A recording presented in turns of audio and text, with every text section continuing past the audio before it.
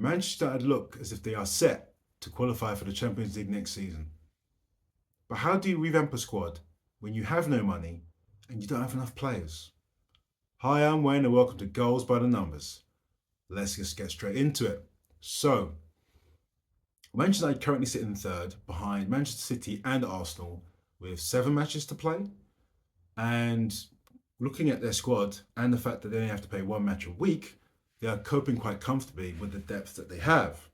However, what happens next season when you have the Champions League to play in, the league, then the 2 cup competitions?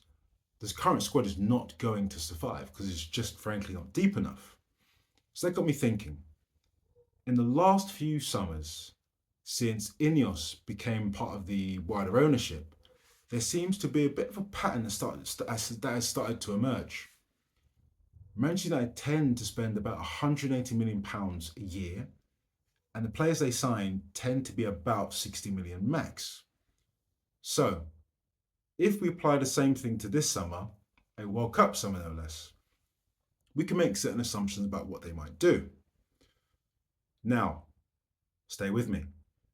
If we think of a value of 200 million, where should Man United sign players, as in positions? Who should they sign? What would be the downsides to at least one of the players?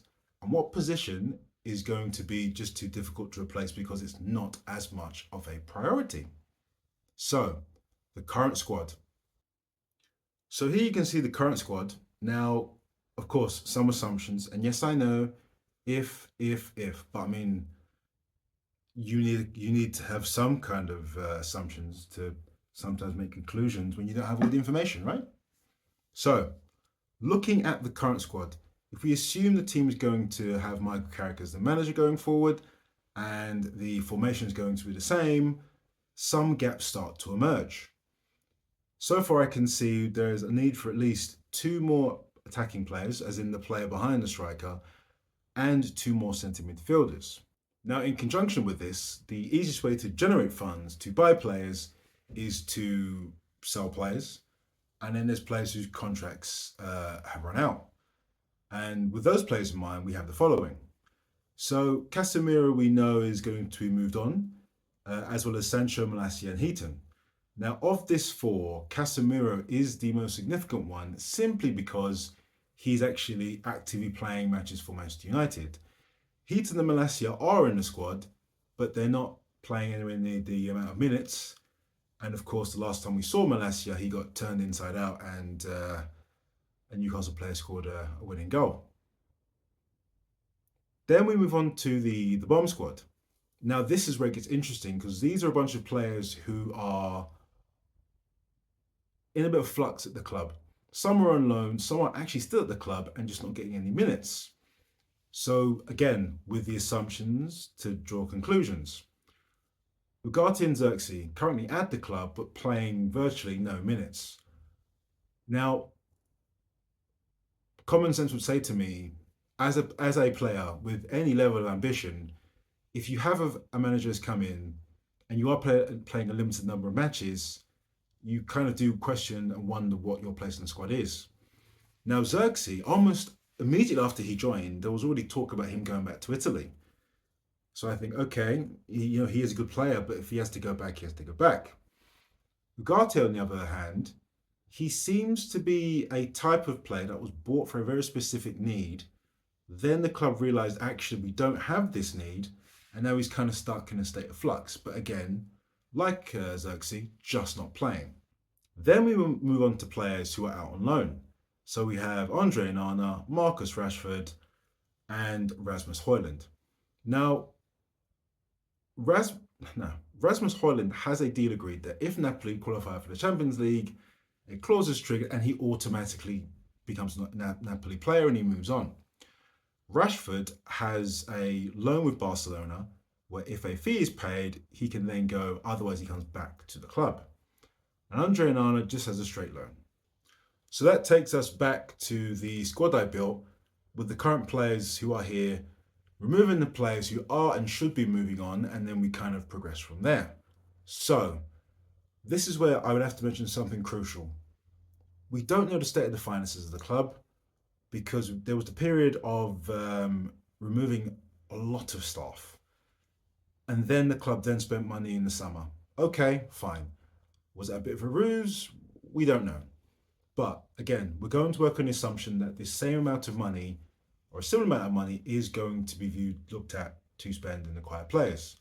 So with that in mind, what I would do to stretch that money and sign more players is adopt something that Manchester United used to do way back when. So Alex Ferguson used to use a core group of players from the youth academy simply because they understood the culture of the club. He'd also have a good solid core of players who had experience in the league because they just knew how the league worked.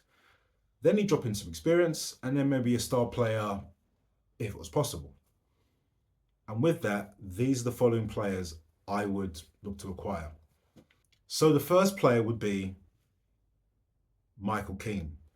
So Michael Keane would come into the club simply because Aidan Heaven's at the age now where he really could do with playing more minutes, and to avoid a scenario where Harry Maguire is left with just Euro and Heaven as the centre-back grouping because De Ligt and Martinez are injured again, it's not really going to be sufficient.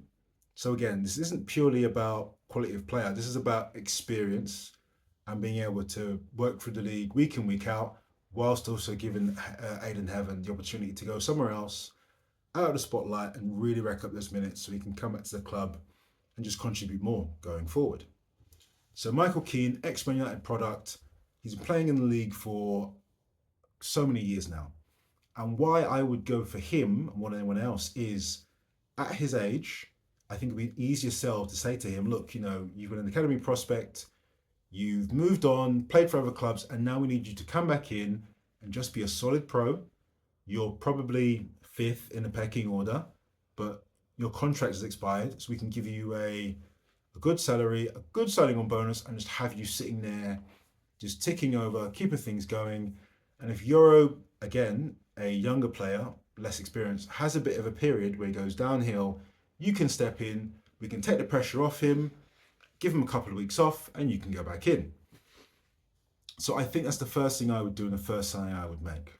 Now, the second signing, and where I think it might get a bit interesting, is another free signing. It would be Leon Goretzka, who's currently at Bayern Munich. So why Goretzka? Again, assuming the same system and formation is going to be played, you need an alternative to Kobe Mainoo. Now, Mainoo, I think he's a good player, good prospect going forward, all the rest of it. However, he is still young and there's a level of inexperience just purely due to age.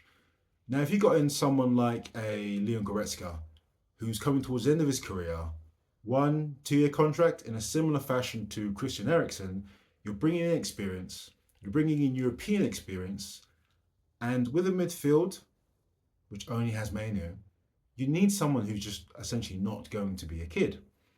But the benefit of Goretzka, he will be coming in on a free transfer.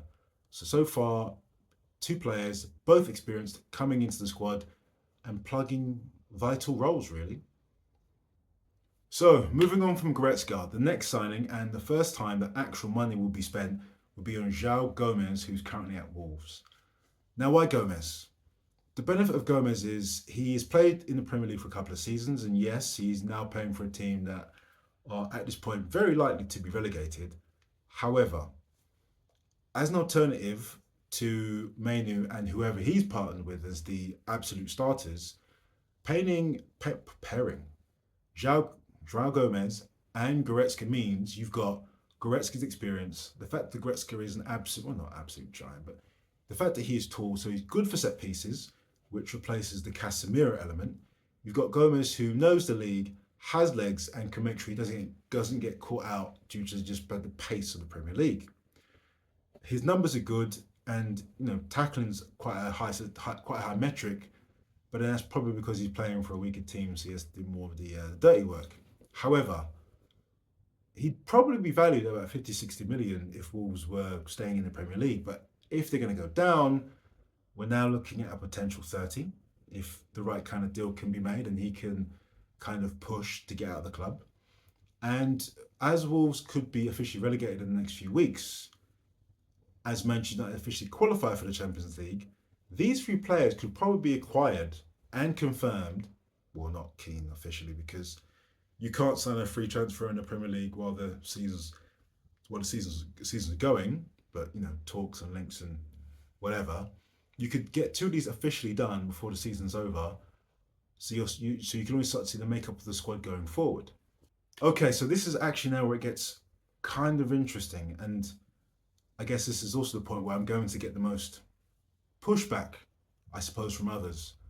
So when it came to a player who would play as part of the main attacking thrust behind the main striker, where currently you have Ahmad, Mbeumo, Bruno Fernandes, and Cunha starting into three roles. Again, if the Champions League and the season starts, you're just going to need at least one more body. Now, Dorgu did play left wing for a bit, so okay, we know he can fill in there, no problem. And if Luke Shaw's fit and you've got Martinez, you've got three players who can fill in at left back and one can play left wing. Okay, so we've got bodies we can move around, no problem. However, for the four players who are currently filling those three positions, someone to add which would provide good competition would be Anthony Gordon of Newcastle. Now, at first, I thought to myself, classic Manchester United under Ed Woodward would have gone for Rafael Leao, because he would have been the absolute headline stealing signing. Would he have been the right player for the team? Probably not, because the team's not really good enough for him as a player. But we can argue why he wouldn't be good. Then I thought about Ndiaye from Everton. Again, really good player. And actually, that was who I wanted to suggest. Until I noticed that he's also going to be a potential problem, because when the AFCON comes round again, if it's in the summer, he would go, Mbeumo would go, and Ahmad would go. And all of a sudden, you've got Cunha and Bruno Fernandes and seemingly no one else.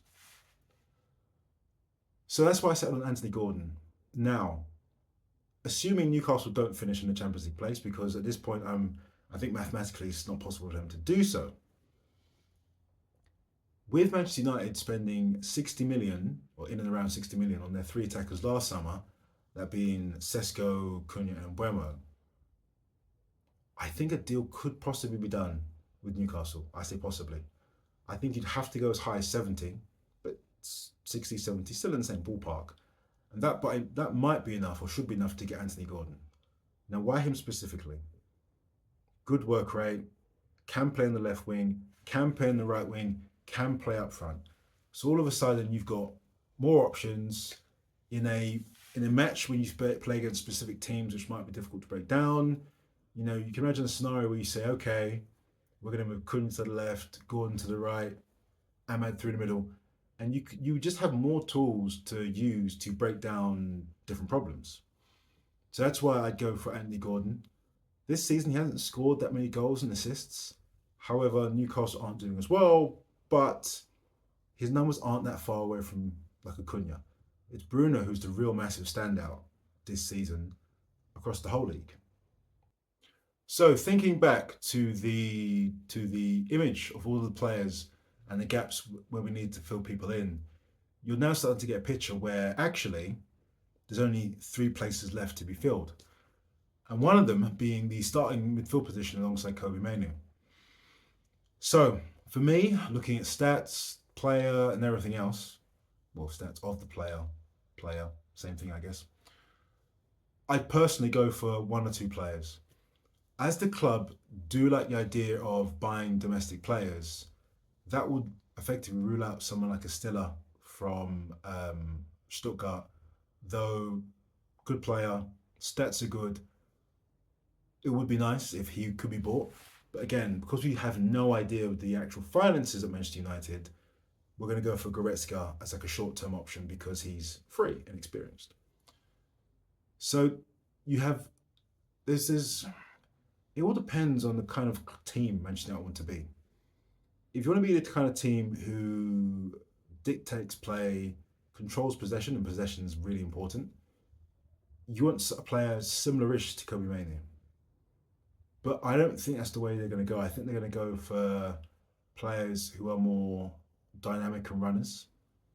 And I could almost envision, based on nothing other than my own opinion, that when Fernandes does move on, there might be a shift to a 4-3-3, depending on who's the manager and the club and the results. I mean, things are up in the air, right? Every 18 months, Manchester United go through a crisis. So we can expect to be here again, picking apart the players that should and shouldn't be signed. So for me, it comes down to one or two players. In my mind, Balaba's effectively ruled himself out because Manchester United were linked in the summer and his performances just fell through the floor. And if that is your reaction to being linked to Manchester United and not actually having been signed and playing for them, I fear what a downturn in form would do to him if he actually signed for the club. Good player, no doubt at all, really good player. But if that's how you react, maybe this isn't the best environment for you. And that leaves me with two options. If you want to be more possession orientated, you have a Ben Wharton at Crystal Palace. Similar to Anthony Gordon, maybe 70 might be enough to make it happen. You know, Palace are losing Glasner. Palace lost their captain in the January transfer window. And I doubt they're going to qualify for Europe again this next season. So maybe now's the time for Wharton to make a move and go back up north, because he is from, I'm going to say Lancaster, simply because I'm a Londoner. And once you leave Watford, it's all the north, as far as Scotland. Please don't hate me in the comments for that. So yeah, for me, it comes down to two people. Wharton, because he'd be more of a possession-based player. And the alternative to him would be, of course, Elliott Anderson. The issue with Anderson is half of Europe are going to want him. And I guess the question would be, why join Manchester United if you're Elliott Anderson? Why do it? Why? Now, Anderson's probably valued in and around that same kind of ballpark. But when you actually think of how many people are going to want him, and currently the media seem to be leaning towards him joining Manchester City, if a bidding war started, you'd easily be looking at 100 million. And that would take us really close, or just over, the 180 that Manchester United have spent in the last few seasons, outside of potentially recouping money from players like Onana, Rashford and Haaland being sold. So that leaves me with nearly a complete squad, which should be deep enough to compete in multiple competitions. However, if Xerxes does leave, there is still one more position that needs to be filled. Now, in my mind, when you have a young striker like Sesko, who is doing well, scoring goals, looks like he potentially could improve. In the same fashion as Michael Keane, it would have been really good to bring back a Danny Welbeck. But he's just signed a new contract at Brighton, so that's not going to happen now, because Manchester United aren't going to want to spend money they may or may not have, and especially on someone that old. Which leaves me with a completely left field suggestion. That being Dušan Vlahović. Now, there was a point in time where Vlahović was rated about 80 million and Arsenal were looking to sign him. And at that point in time, big man, scoring goals, doing well for Juventus. But things don't seem to be going well so far this season. And actually, he actually spent 3 months out injured. And he's been injured 3 times so far this season. So signing him would be literally a left field solution. And personally, I wouldn't be too keen on it. However, when building a squad, sometimes you have to take a few risks. And if you sign 2 experienced players, you've signed 2 players for the medium to long term. Vlahović might be the one that's the real risk. Because if he comes in, at his stature, he could be used in a similar fashion to Sesko. So crosses can still go in, great, hold up play, all great, all great. But if he comes in for nothing and starts scoring goals, then whoever is scoring the most starts. But if he comes in and he's half decent on a short-term contract of say 2 years and a +1, and yes, we're back to the if he'll be happy to sign a 2-year contract, if Michael Keane will be happy to sign a 1-year contract to be, 5th choice centre back, but that's what we have to work on currently. if Vlahović was happy to sign a 2-year deal with a 1-year extension, I think it's a scenario where, just like Calvert-Lewin, if he could score 10 goals in 2 seasons, as in 10 goals one season, 10 goals the next, with the contract extension, he could be sold on for a bit of money. And then that money then goes into the kitty, which can then be used to fund the next player. But of course, Obi Martins is in the youth team. So there's already someone else coming down the pipeline who could potentially replace him anyway. I mean, assuming Obi Martin develops and everything else. So with all that in mind, there are still gaps in the squad, especially at fullback. And I can see a scenario where Shaw, Mazraoui, Martinez, Angelit are all injured. And again, not knowing how much money the club actually have to spend, this is where I turn around and say, you need to be getting some of the youth players on the bench, because if there's no one else, there really is no one else. And at that point, having a Maguire, having a Keane would help Euro, because you've got actual experience at the back to just help things out. So that is the summer I would have Manchester United. Will they do that? Probably not. Would anyone else on the planet do that? Probably not. However, I think in terms of the squad build with the finances, I look at Juventus a few years back after they had the scandal and had to just went for a period of just signing free transfers just to get players in to help them keep things ticking along, while they could then spend the actual money on players for the long term. And that's where I'm aiming at. You get Gordon, you get Anderson, and Gomes, they're for the next 5 years, and you surround them with Gyökeres, Keane, and Vlahović. Well, Gyökeres and Keane for experience, and Vlahović being the left field wildcard. Now, I know there's one player that you're all going to realise I haven't listed, that being Mason Mount. At this point, I have no idea what to do with Mason Mount. No idea at all. When he's fit, good player. Not personally a fan, but again, good player. I don't like. I also don't like vegetables, but I eat those too. So it is what it is. I have no idea what's going to happen with Mason Mount. I could see a scenario where Mason Mount goes to like a Fulham or an Everton and ends up being one of their star players, because something needs to happen. If your best ability is your availability, if Mason Mount was the best player in the world and could only play 5 games, would he be better to have than a bang average Premier League player who could play all 38 matches? That's it. What do you think? Am I completely losing it? Is it because I've had too much chocolate and the sugar's making me confused? And that's why I've created this video to be released at a later date. It'll be really interesting to see what Manchester United do in the summer in terms of signings. And maybe we'll have to see if there's any players who stand out at the World Cup. Maybe we can find someone else who becomes an option. Anyway, I'm Wayne, and I'll catch you in the next one.